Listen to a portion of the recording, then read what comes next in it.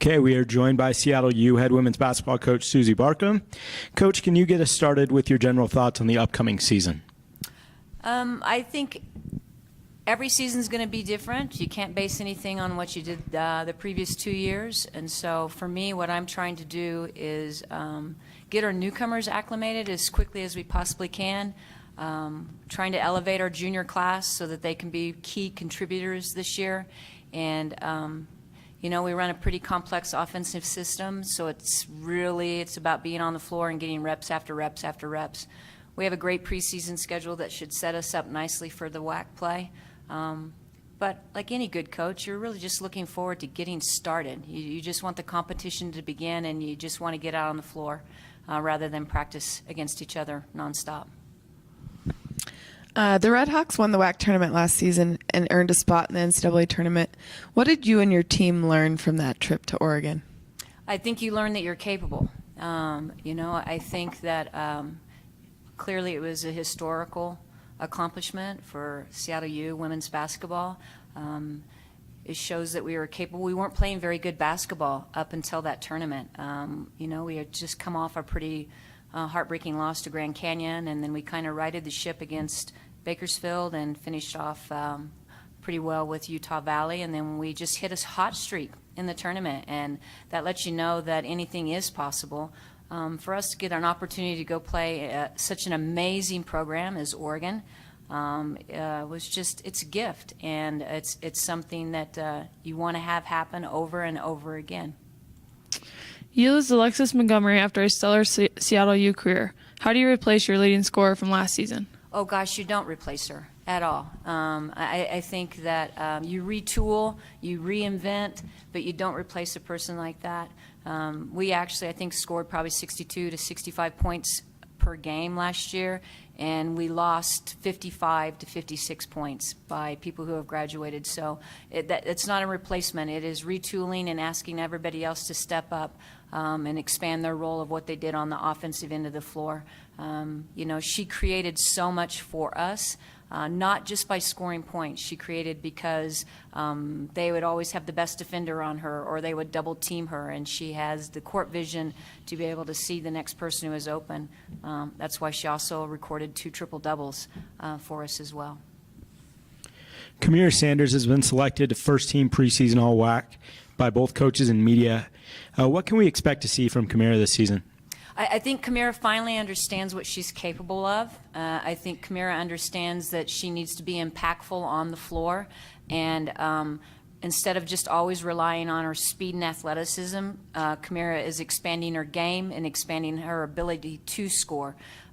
She knows our offense now. It's her 3rd year. She's got a really good understanding of that now. She also understands that she can be impactful on the defensive end of the floor. She's one of our better defenders. She really worked. You saw it in the WAC tournament. She started shooting the 3 incredibly well, and she's been working on that. She can always get to the rim, but it's getting to the rim and finishing, getting to the rim, getting and ones, and if she can stay hot and stay consistent from the 3-point line, that just will really expand her game. This question comes from Twitter user Elliot J. Marr. What is your team hashtag or motto, and what does it mean? Well, I mean, the university's hashtag is Together We Soar, you know, and I think that is pretty self-explanatory, except that with our team, we're such family, we're such tight-knit. We really, if we will stay together, we can soar, and I think that that's what we're trying to accomplish. Every team will find their own little calling card, and it might be 5 games in or 6 games in, but right now we're going to stick with Together We Soar and hope that we do. Seattle U was picked 3rd in both the coaches and media polls. Is that a fair assessment? Totally fair assessment. I think that when you look at New Mexico State, clearly they have the most talent returning. You have Bakersfield in there with key talent returning, and then you throw us in there. Grand Canyon could have been in 3rd rather than us. It's just right there. I think it's anybody. 3, 4, and 5 can be mixed up any way you want to have it. Can you talk about any newcomers you expect to contribute right away? Sure. I think we brought in 3 freshmen, and we brought in 2 transfers, and we actually brought in a midwinter transfer last year. So Olivia Crawford was our midwinter transfer last year. I expect her to be a key contributor to us this year. And we also brought in 2 Australians and Sarah down from SoCal. Courtney, one of our Aussies, I think is really, really talented, very gifted, 6 foot, 6'1", nice little lefty, can do a lot of things on the floor. And oddly, all 3 of our freshmen are lefty. That's just very weird coincidence. And then Sarah, a really, really pure shooter from the three-point line, should be able to help us out as well. Last year was extremely wide open in the WAC with a lot of competitive games. What do you think contributed to that, and do you expect to see that trend continue into this season? Why is it so wide open and competitive?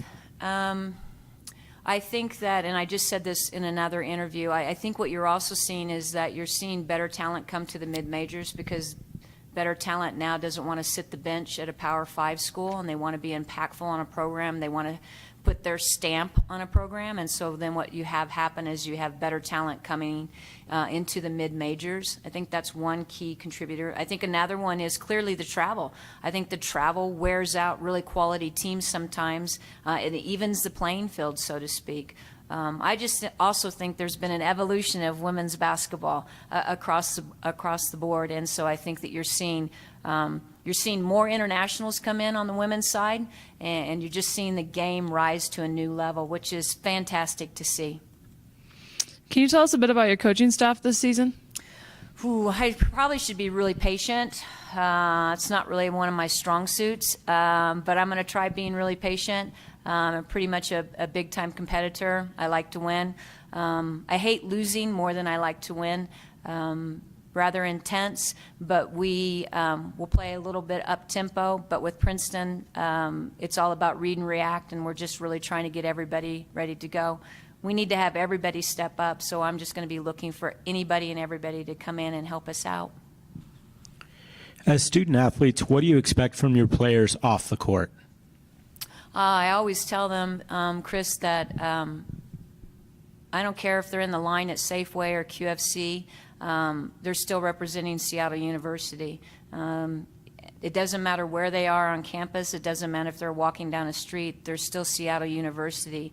So they're representing the university, they're representing the women's basketball program, and they're representing young women. And so those are 3 really important areas to represent. I ask that they always carry themselves with grace and dignity and respect what's on your uniform, but respect yourself enough as well to make sure that you're making smart decisions along the way. What would you say is your biggest challenge this year? Our biggest challenge this year, we're unproven. So people will look at our roster and see that when I say we're young, people are like, oh, you have a lot of juniors. Our juniors don't have playing experience. So I would say we lack playing experience. So we're very young and unproven in that regard. That's our biggest weakness right now. We have to find people who can score. Kind of looking towards recruiting, with the success that women's basketball scene in the Northwest, the Seattle Storm with Washington, Oregon, Oregon State, Gonzaga, even some of the smaller schools, how have you noticed on the recruiting? How has that changed the girls' women's basketball game in the Northwest, and is it developing the kind of athletes that you want to bring to Seattle U? I think that the evolution has occurred. I was on, I don't know who interviewed me. It was about with the Seattle Storm and what had Seattle Storm, if they've caused the uprising in women's basketball. I think the Pacific Northwest has always had a great amount of talent on girls basketball. I think just the evolution along the way with AAU has really brought it to the forefront as well. Seattle University is a great institution in terms of academics. I also think that young women want an amazing academic experience, but they also want an amazing athletic experience. And I think that Seattle U really does have a great combination of those two. Okay, thank you for joining us, Coach. You're welcome. Thank you, guys.